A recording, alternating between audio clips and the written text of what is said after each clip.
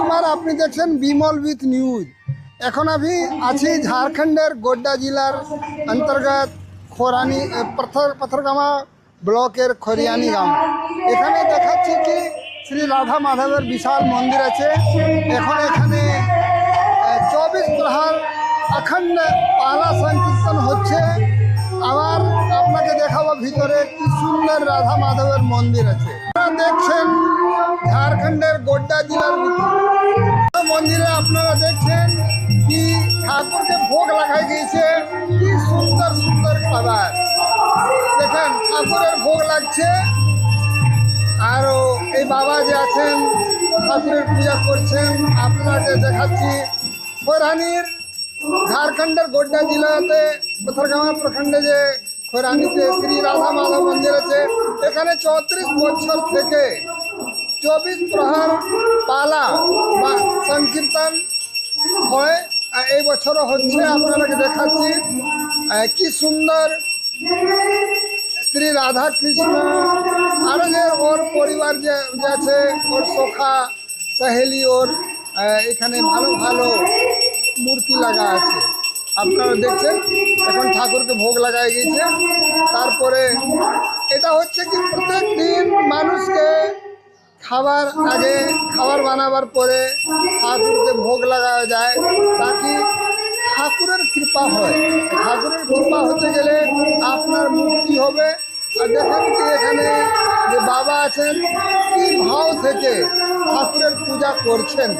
আমি আপনাকে দেখাচ্ছি ঝাড়খণ্ডের গোড্ডা জেলার পাথরগামা প্রখণ্ডের খোরানি গ্রামে, যেখানে একটা বিশাল শ্রী রাধা মাধবের মন্দির আছে। আপনারা দেখছেন এখন ঠাকুরকে ভোগ লাগাই দিয়েছে। দেখেন ভোগ লাগাবার পরে ঠাকুরের সেবা হয়ে কেন কি ঠাকুরের কৃপা থেকে আমাদের সব জিনিসের প্রাপ্তি হয়ে যায়। আপনারা দেখছেন এক সুন্দর কার্যক্রম আছে শ্রী রাধা মাধব মন্দির খৈরানিতে। এক সুন্দর কার্যক্রম, এখানে 24 প্রহর পালা সংকীর্তন হচ্ছে, যার কি আজ কালকে ধুলট হবে। আর আজকে এখন এর সমাপ্ত, আজকে রাত্রি তো হবে। আরও 3টা থেকে সূর্য পূজা হবে, 3টা থেকে সূর্য পূজা হবে। আপনারা দেখছেন এক সুন্দর কার্যক্রম আছে।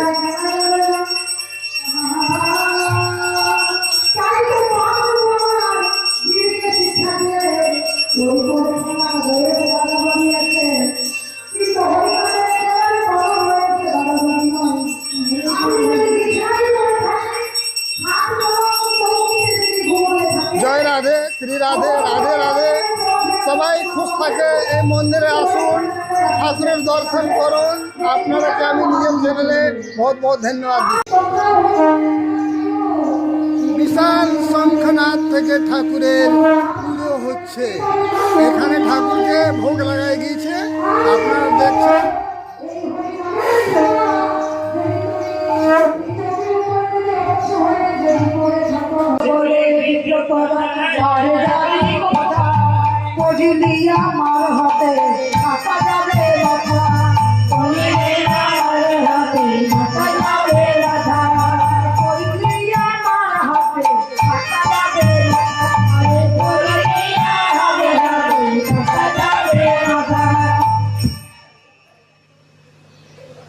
বলছে রত্নাকর, আমরা তো সরস্বতী, আমরা অতিথি, আমাদেরকে মেরে তোমার কি লাভ হবে?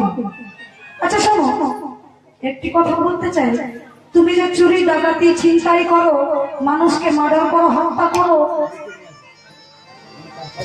তা তোমার তো বহু পাপ হয়ে যাচ্ছে। তাহলে তুমি পাপটা রাখবে কোথায়? তোমার পাপের ভাগী কেউ হবে? রত্নাকর বলেন, সন্ন্যাসী, আমি চুরি ডাকাতি ছিনতাই করে, মানুষকে মার্ডার করে, ছিনতাই করে, আমার বাবা মা, পরিবারে বউ আছে, ছেলে আছে, বাবা মা আছে,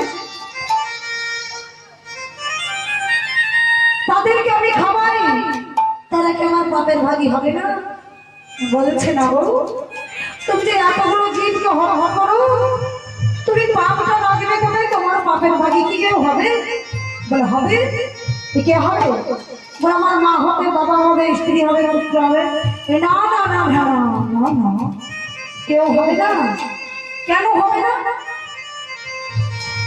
আমি যে চুরি ডাকাতি করে তাদেরকে দিয়ে খাওয়াই, তারা কি আমার পাপের ভাগী হবে না?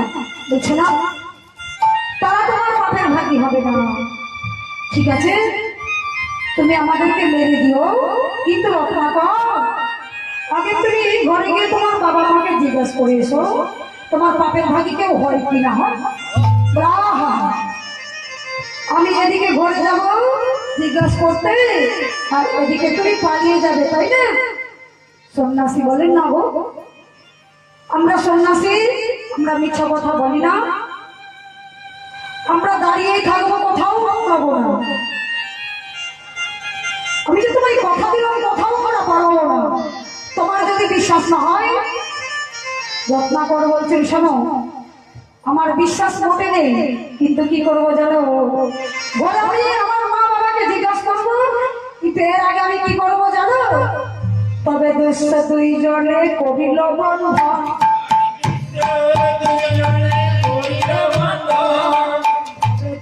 দুইজনে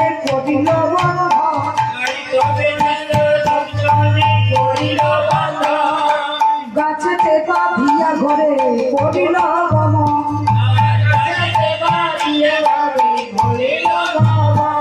কিনা গাছেতে বাঁধিয়া ঘরে করিল গমন,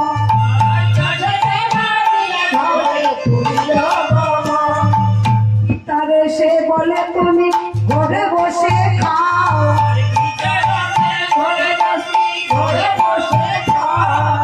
আমি পাপ করি না ভাগী হতে চাও,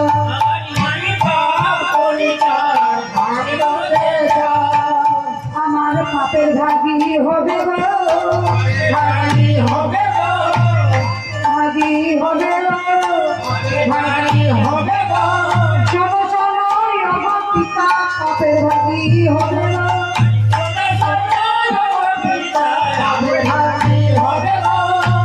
ও পিতা, তুমি আমার পাপের ভাগী হবে?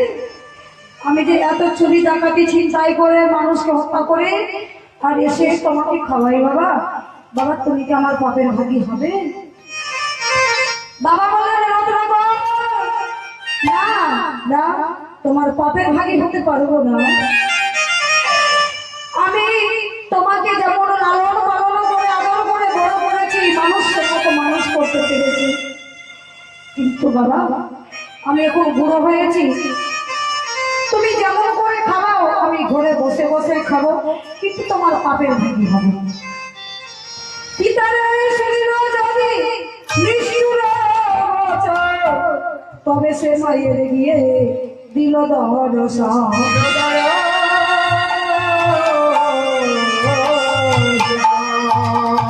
মাকে কি বলছে, মা, ও মা, মা গো, বলো বলো তুমি আমার পাপের ভাগী হবে কিনা,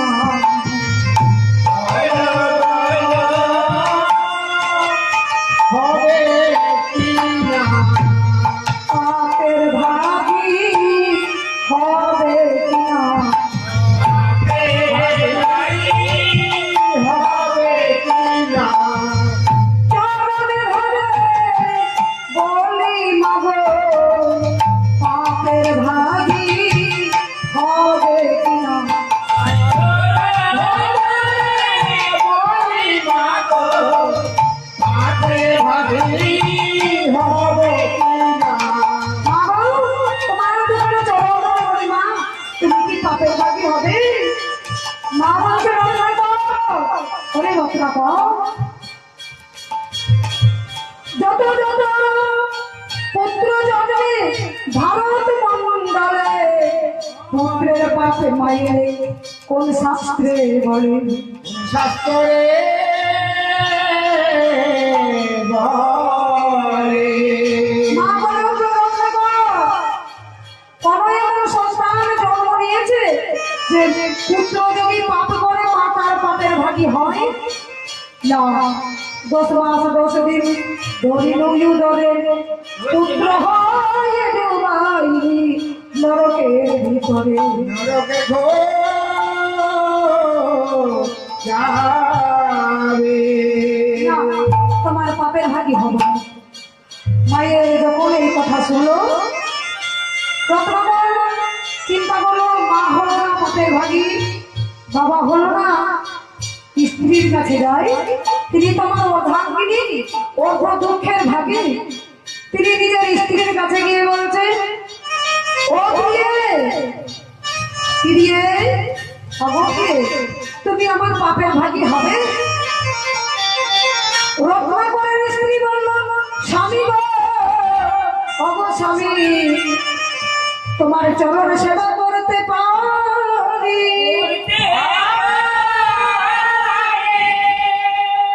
তোমার অর্ধ দুঃখের ভাগী আমি দিতে পারি, কিন্তু তোমার পাপের ভাগী হব না। পাপের ভাগী হব না। তোমার চরণ সেবা করতে পারি, চরণ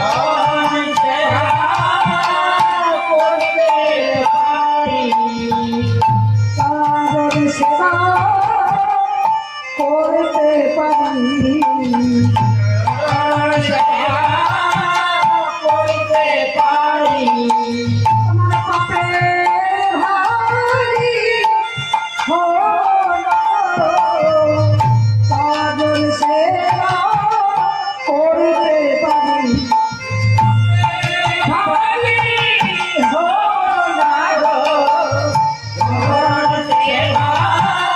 করতে পারি, তোমার চরণ সেবা করতে পারি, আমি তোমার চরণের দাসী, স্বামী গো, আমি তোমার পাপের ভাগী হতে পারবো না।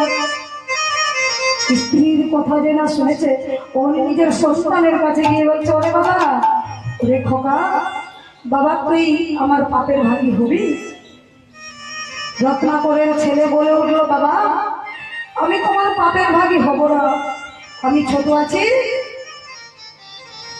পিতার কর্তব্য, ছেলে যখন ছোট থাকে বাবা তাকে আদর করে বড় করে, মাঠে ঘাটে খেটে নানা রঙের কর্ম করে ছেলে সন্তানকে মানুষের মতো মানুষ করে দেয়।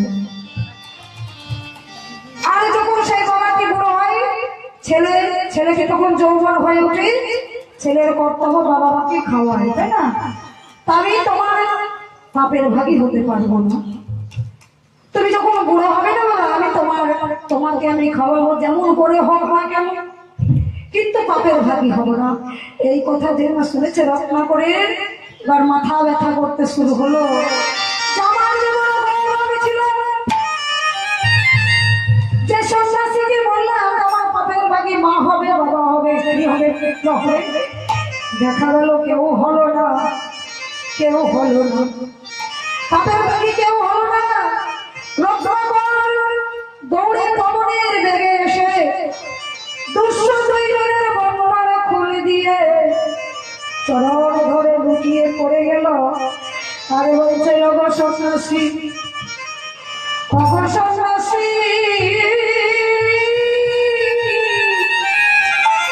বলো তোমরা কে গো, কে গো, আমার পাপের ভাগী কেউ হলো না, কোনো ভাই বলে দাও কি করতে হবে আমার, পাপের ভাগী কেউ হলো না,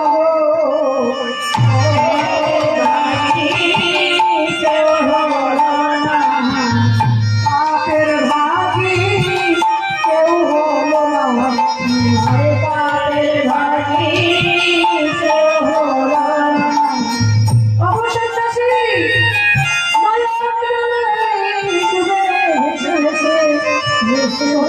দুটো চরণ ধরে বলছে, সন্ন্যাসী উপায় বলে দাও, আমাদের পাপের ভাগী কেউ হলো না।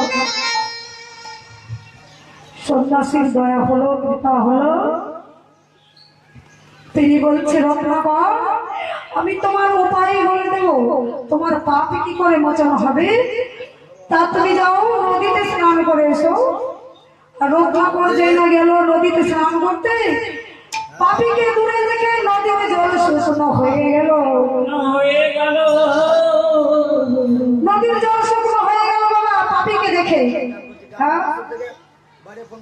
নদীর জল যখন শুকনো হলো আর তো স্নান করা গেল না, রত্নাকর কাঁদিতে কাঁদিতে দুটি নয়ন জলে মুখ ভাসাইয়া দিয়ে কাঁদিতে কাঁদিতে সন্ন্যাসীর দুখানা চরণ ধরে বললেন, সন্ন্যাসী আমি এত বড় পাপী, দূর থেকে দেখছি নদীতে জল আছে, যেই না কিছু কাছে গেলাম নদীর জল শুকনো হয়ে গেল।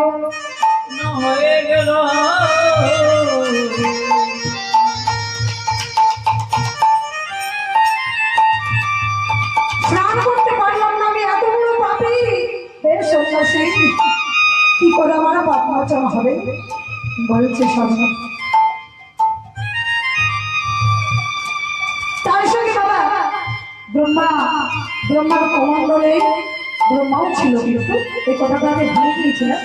তো ব্রহ্মা সন্ন্যাসী এসে যে ব্রহ্মা তার কমণ্ডলে গঙ্গা জল ছিল, ওই জলটা গঙ্গা জলটা ছিটা দিয়ে শুদ্ধিকরণ করে দিয়ে আরে বলছে, রত্নাকর তুমি রাম নাম বলো, তোমার পাপ মোচন হয়ে যাবে। রাম নাম বলতে যাচ্ছে বাবা, কিন্তু রাম বলতে যাচ্ছে কিন্তু মারা, কাটা মারা হচ্ছে, রাম হয় না। কেন? প্রতিদিন মারা কাটা করেছে, রাম বলা যায় না। অত সহজ কথা নেই, রাম মুখ থেকে বাইর হয় না, বলতেই পারছি না। সন্ন্যাসী বললেন, ব্রহ্মা নারদ বললেন, হে রত্নাকর এটা কিসের গাছ? বলছে রামের গাছ। আচ্ছা, এই ডালটা মনে হয় শুকনো হয়ে গেছে। বলছে হ্যাঁ, ডালটা শুকনো হয়েছে, মরে গেছে, মরাই ডাল। তাহলে তুমি কি বলবে জানো? মরায়া মরা মরা মরা মরা মরা রাম রাম মরায়া বলতে বলতে বলতে যেদিন তোমার মুখে আসবে রাম উচ্চারণ হবে, সেদিন তুমি পাপ থেকে মুক্তি পাবে, সেদিন তুমি পাপ থেকে মুক্তি পাবেই পাবে। তখন মোরা জপ করতে লাগলেন, মোরা ব্রহ্মা নাম ধ্যান হয়ে গেল বাবা। আর 1-2 বছর নয়, 60,000 বছর সেই মোরা রাম রাম রাম রাম রাম রাম